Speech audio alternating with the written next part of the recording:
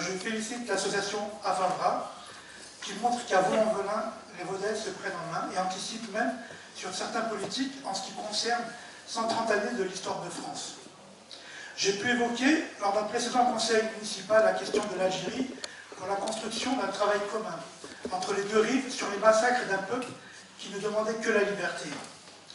C'était donc un mardi, pas comme les autres, alors que certains célébraient leur liberté, d'autres n'y avaient pas le droit. Lorsque le nazisme sembla être au bord de la défaite, beaucoup d'Algériens ont cru au fol espoir de l'application du droit du peuple à disposer d'eux-mêmes. Plusieurs manifestations pacifiques sont organisées par le mouvement nationaliste dans plusieurs villes du pays.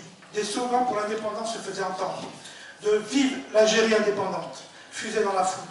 Alors que le drapeau algérien était brandi pour la première fois, les policiers tentèrent de l'arracher à son porteur sans y parvenir. Une bousculade, un coup de feu, puis un premier mort. Le premier d'une longue série. C'est un jeune homme de 26 ans, Bouzid Saad. Les autorités ont alors commencé à distribuer des armes aux colons, pendant que des missiles étaient créés.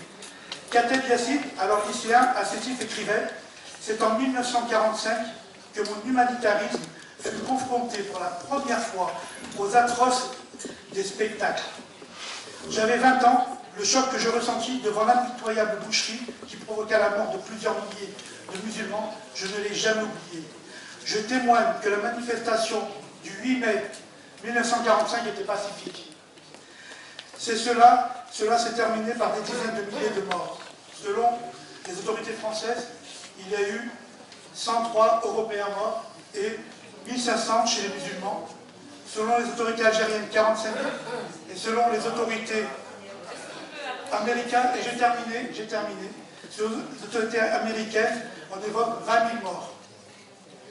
Dans une déposition faite, et j'étais bientôt terminé, en 1946, à l'assassin Maurice Papon, alors préfet de Constantine, Achari, terroriste français, évoque pour justifier les premières exécutions, non pas les crimes, mais l'arrogance des prisonniers. Aucune sanction ne sera prise.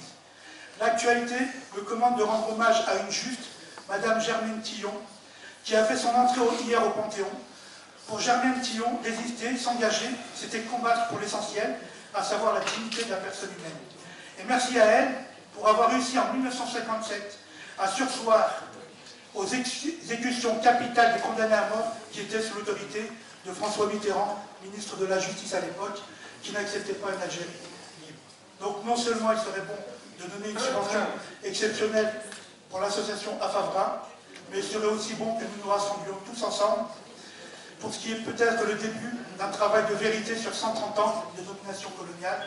Et pour citer Aimé Césaire, une civilisation qui ruse avec ses principes est une civilisation moribonde. Merci. Moi, si je peux...